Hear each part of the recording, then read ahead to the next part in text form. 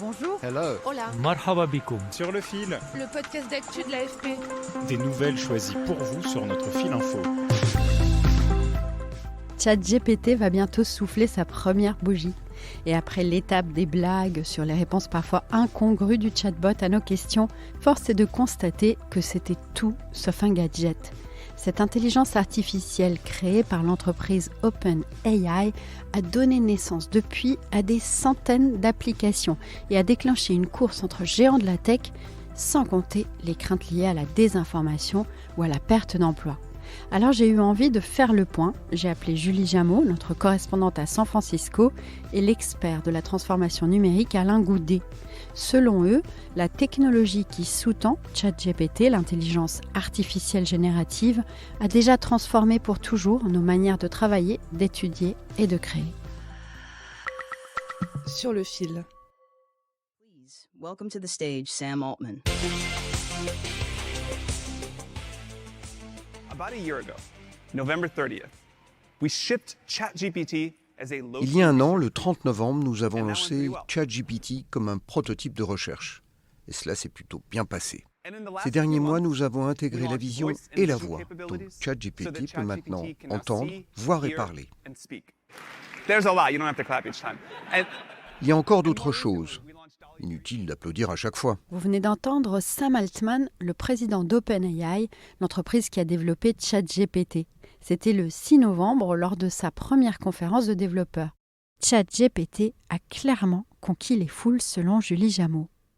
Donc, ChatGPT a 100 millions d'utilisateurs actifs au moins une fois par semaine. L'adoption a été vraiment très rapide, ça s'est répandu comme une traînée de poudre au début. C'était clairement l'application la plus adoptée, la plus rapidement de n'importe quelle application qui soit jamais sortie. C'était assez impressionnant pour un usage qui est nouveau. Pour rappel, ChatGPT s'appuie sur l'IA générative, capable donc de générer des textes, des photos, des vidéos, même des sons à partir d'une simple requête écrite ou prompte. Elle permet donc, par exemple, d'écrire une dissertation, d'analyser un texte de 25 000 mots ou d'apprendre une langue en interagissant. D'autres cas plus surprenants, c'est les gens qui s'en servent pour mettre en place une entreprise, qui disent à ChatGPT, j'ai $200, j'investis $200, crée-moi un site web qui fait de la revente, de l'import-export, d'articles de jardinage.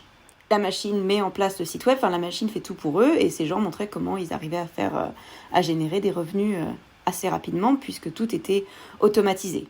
Mais des erreurs ont été signalées. Par exemple, cet avocat qui a demandé à ChatGPT de lui sortir des exemples de jurisprudence, exemples qui étaient complètement faux, ce qui l'a ridiculisé devant le tribunal. Mais il est vrai aussi que le modèle de langage a fait des progrès.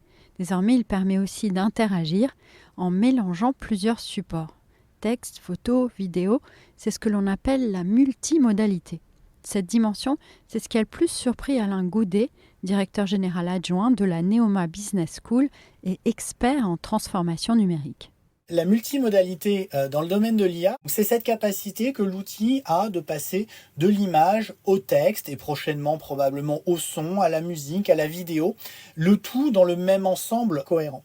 Vous pouvez prendre une photo, une capture d'une page d'accueil d'un site internet, le fournir à l'IA générative, lui demander de l'analyser, de faire un certain nombre de préconisations pour modifier la page internet, lui demander d'écrire le code informatique de cette page internet et évidemment lui demander de réaliser le design et le tout dans le même outil.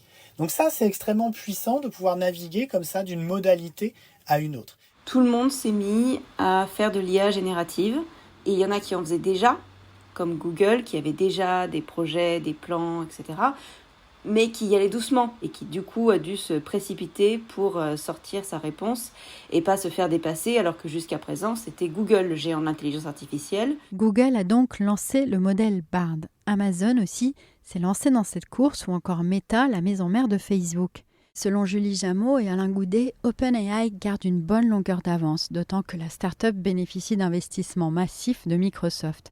Et Microsoft installe d'ailleurs cette IA sur ses produits. Ça va être Word qui te rédige ton texte, ça va être Teams qui te résume les réunions et te dit voilà ce que machin a dit, ce qui était important. Microsoft présente ça comme un copilote. Désormais, OpenAI et d'autres entreprises promettent l'arrivée d'assistants en ligne ultra personnalisés qui peuvent réaliser toutes sortes de tâches. La suite pour ChatGPT et pour toutes les entreprises qui font l'intelligence artificielle générative, je pense que c'est les agents personnalisés, des programmes qui ne sont pas seulement comme un moteur de recherche très généraliste, mais qui sont spécialisés dans certains domaines pour vous aider à faire la cuisine, la lessive, du conseil juridique. On va peut-être vers un jour des agents qui savent tout sur vous parce qu'ils ont par exemple accès à toutes vos recherches en ligne, à toute votre navigation en ligne, à tous vos messages sur les applications, à tous vos échanges sur les réseaux sociaux, à tous vos achats sur Amazon. Une myriade d'applications ont déjà été créées ou sont en cours de réalisation. De l'assistant visuel en passant par l'aide aux devoirs ou au coach amoureux, il y a tout un écosystème qui s'invente. Selon Bloomberg Intelligence, l'IA générative représentera un marché de 1305 milliards de dollars d'ici à 2032, une révolution qui se déroule pour l'instant loin de l'Europe. Il faut aujourd'hui ce qu'on appelle des GPU, des processeurs graphiques. En Europe, on ne produit pas de processeurs graphiques. Il faut des data centers. Donc on a évidemment des data centers en France et en Europe, mais qui sont somme toute assez petits. Aujourd'hui, quand finalement Microsoft dit je mets à disposition Copilot dans ma suite Office, c'est dans le monde entier et avec finalement un panel d'utilisateurs qui est extrêmement large parce que la suite Office, c'est quasi 80-90% de la suite bureautique qui est utilisée en entreprise. Le reste étant chez Google, si je caricature un petit peu le marché. On maîtrise peu en France et en Europe les points d'accès à cette technologie-là. J'ai évidemment posé à Alain Goudet la question des risques associés à son développement. À court terme, il y a déjà, selon lui, le sujet de l'emploi. D'ores et déjà, un certain nombre d'organisations ont décidé en fait d'arrêter de recruter, voire de licencier des profils pour utiliser de l'IA et de l'IA générative pour faire le même type de métier. Il y a eu les annonces d'IBM qui ont annoncé ne pas recruter 7000 personnes parce qu'ils vont déployer de l'IA pour faire le job. Enfin, des annonces, il y en a déjà des dizaines. Cela touche des travailleurs qualifiés et des créateurs, comme l'a montré la longue grève des scénaristes de Hollywood qui ont finalement obtenu gain de cause. Le deuxième grand sujet, c'est la désinformation. Écoutez le président américain Joe Biden sur un deepfake le concernant. Il raconte qu'il a lui-même été trompé par son propre personnage.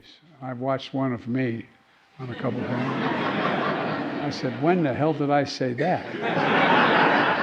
But all kidding aside, il s'est demandé quand est-ce qu'il avait bien pu dire ça. Plus sérieusement, selon Julie Jameau, le risque est lourd pour les démocraties.